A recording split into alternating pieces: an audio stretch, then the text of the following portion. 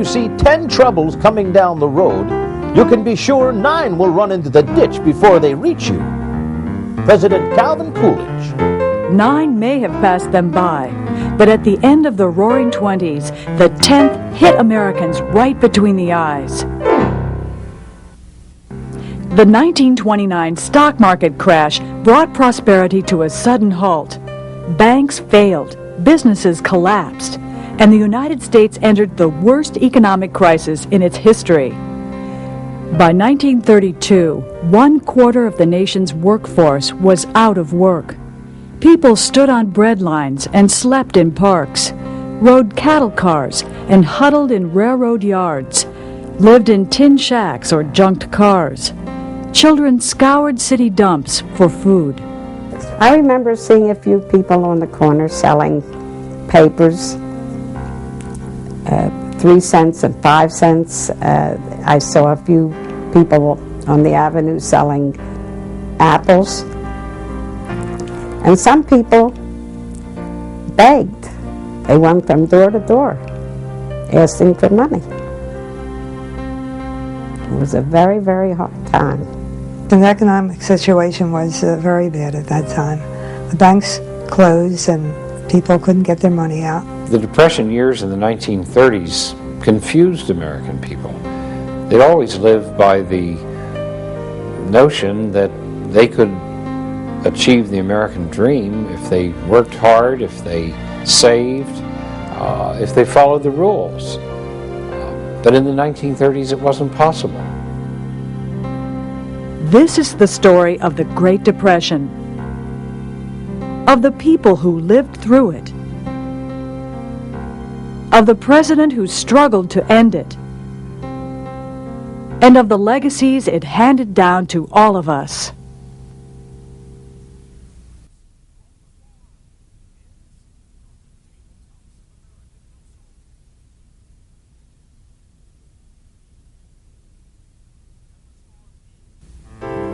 President Calvin Coolidge had a simple philosophy about government: do nothing, or failing that, do very little. 4/5 of all our troubles would disappear if we would sit down and keep still. Coolidge could afford to follow that advice, for in the 1920s, the United States enjoyed the greatest economic boom that the world had ever seen. In a single decade, industrial production almost doubled. Wages rose and work hours went down, so many Americans had more money and time to snap up new consumer products like automobiles and radios. The business of the American people is business. And the president made it his business to unleash the free market. With the help of his Secretary of the Treasury, Andrew Mellon, Coolidge slashed corporate and personal taxes, allowing the rich to increase their share of national wealth. By 1929, 5% of American families controlled 30% of the nation's income. Because the prosperity is concentrated into a smaller number of people, it's harder and harder as the 20s go on for ordinary people to consume the enormous number of goods that the economy is producing. As inventories piled up and manufacturers cut back on production, corporations and individual investors plowed their money into the stock market. The stock market is located mainly in New York City. It allows various Americans with money to buy bits and pieces of corporations. The corporations will sell stock in their own company. In the 1920s, there were not very many regulations that pertain to the owning and selling of stocks, at least far fewer than there are today. And one of the main things that happened was that people were allowed to buy stocks on what was called on the margin. That is, they didn't need a great deal of money to purchase stock. If stock cost, let's say, $100 a share, people could take $10 to buy a share. This meant that people could buy enormous quantities of stock for very little money. They were eager to do so because stock prices were rising. A speculative fever seized investors as people traded stories of humble street peddlers who became overnight millionaires by playing the market. But the binge of speculation and buying on margin had inflated the price of stocks way beyond their real value. And by 1929, stockbrokers had lent out billions of dollars in loans to their customers, money they would never see again.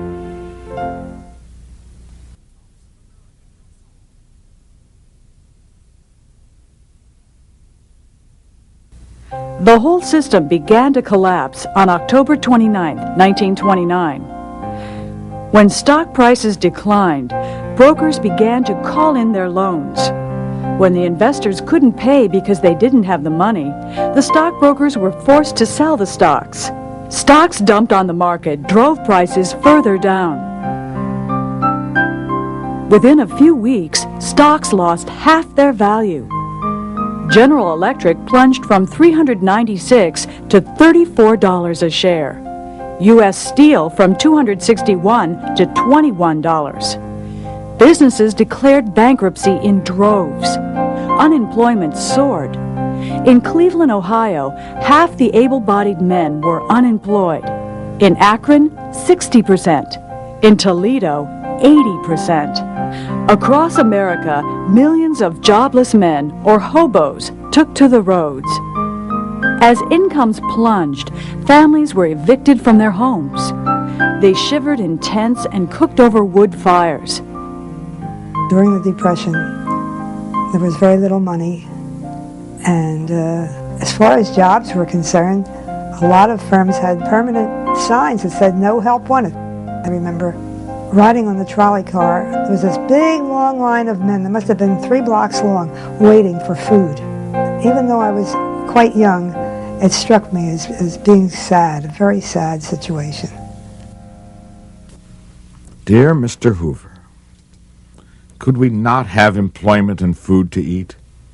Our children have schoolless days and shoeless days, while banks are bursting with money.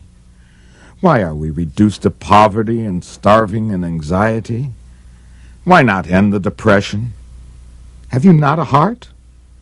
I am an ignorant man, and you are supposed to have great brains. Americans had every reason to believe that the new president, Herbert Hoover, could pull them out of the Depression. During World War I, Hoover headed the U.S. Food Administration, supervising the relief effort for war-torn Europe. And as Coolidge's Secretary of Commerce, he helped American businesses expand overseas. When the Great Depression struck, Hoover tried the traditional remedies for ending recessions. He won a promise from business leaders to keep wages steady. He organized committees of volunteers to collect charity and encouraged local governments to provide more relief for the poor. Hoover was a very, very activist president for that time. He didn't help end the Depression to any extent, but he was trying. The main problem is twofold. One is that nobody knows how to cure the Depression. People are stumbling around trying to figure out how to get the economy to work.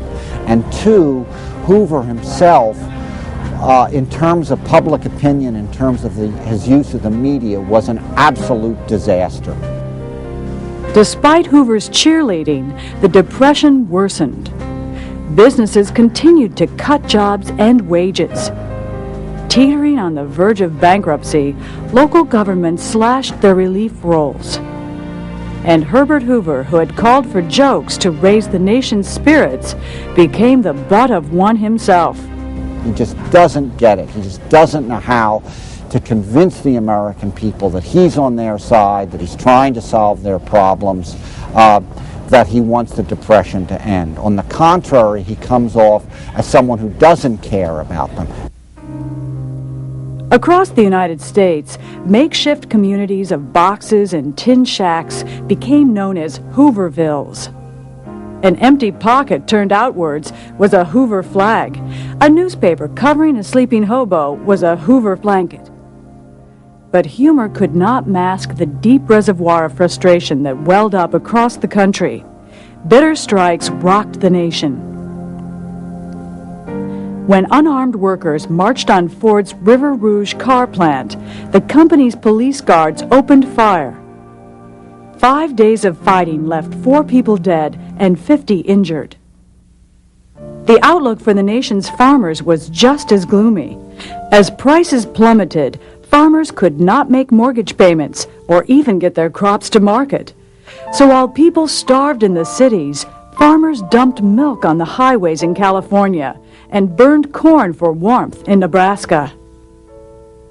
Hoover helped some Americans get back to work by setting up public works programs.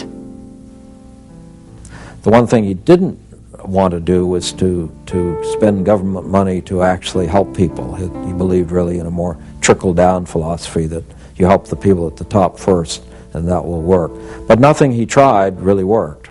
Hoover did establish the Reconstruction Finance Corporation, which lent federal money to struggling banks, insurance companies, and railroads to stimulate the economy. He also set up public works programs to provide jobs for American workers. Still, his efforts had little effect.